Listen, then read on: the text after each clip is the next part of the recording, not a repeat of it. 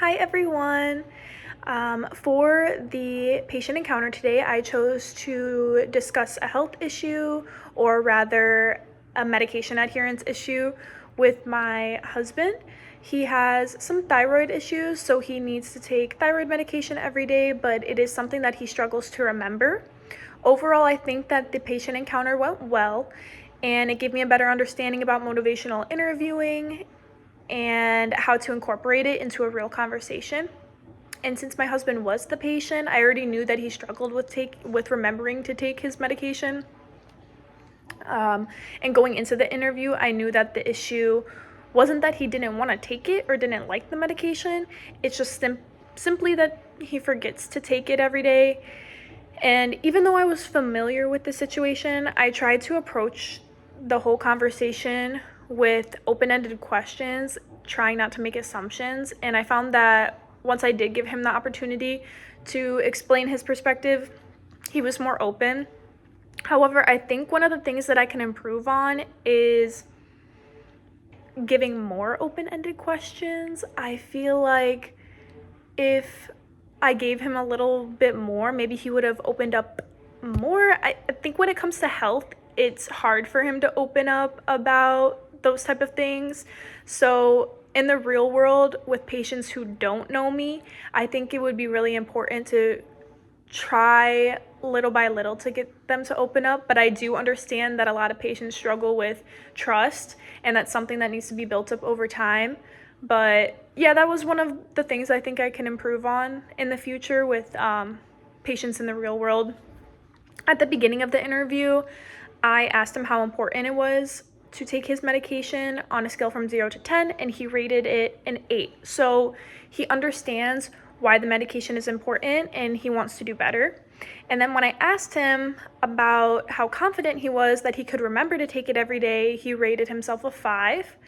And the lower confidence score made sense because his biggest problem isn't the motivation.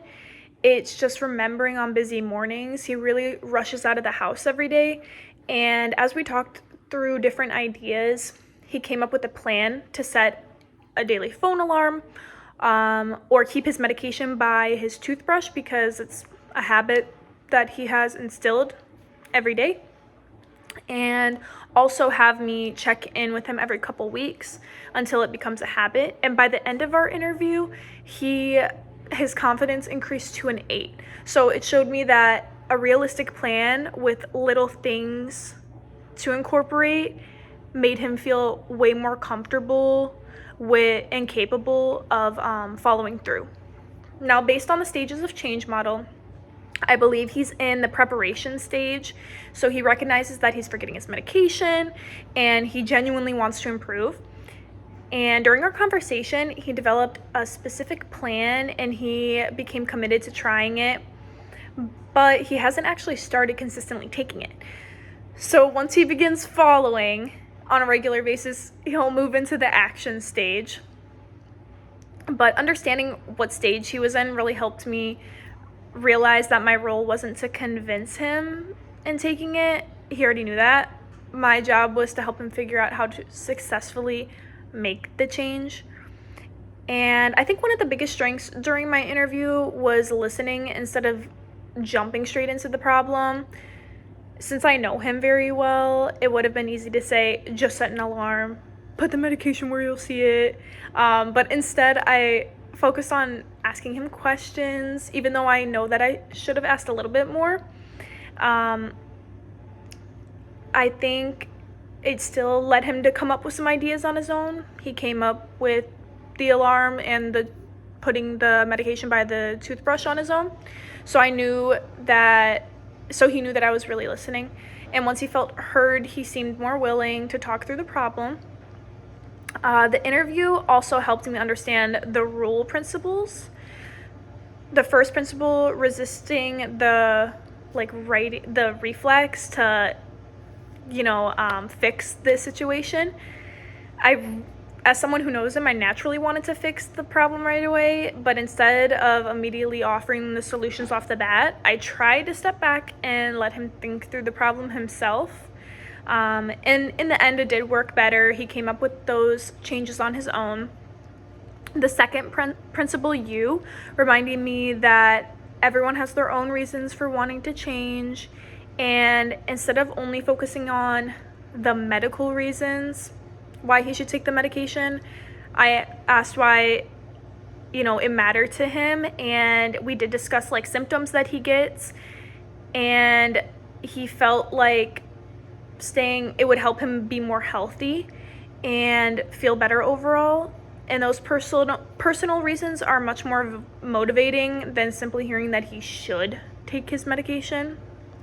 The third principle, L, listening with empathy, really stood out to me because it would have been easy to focus on like the missed doses, and I realized like that the problem was that he didn't care. It's just that he's busy. And finally, the empower the patient point was very prominent during the interview. So rather than giving him like the checklist of things, I let him decide and think about what he wanted to do to incorporate. Because the plan was his idea, I think he seemed more confident and motivated to follow through with the plan.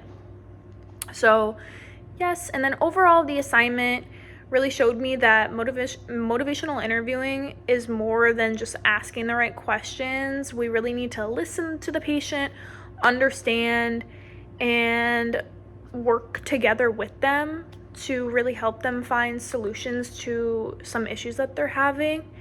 I really hope to incorporate all these new things that I've learned in the future with my real world patients, and overall it was a very rewarding experience.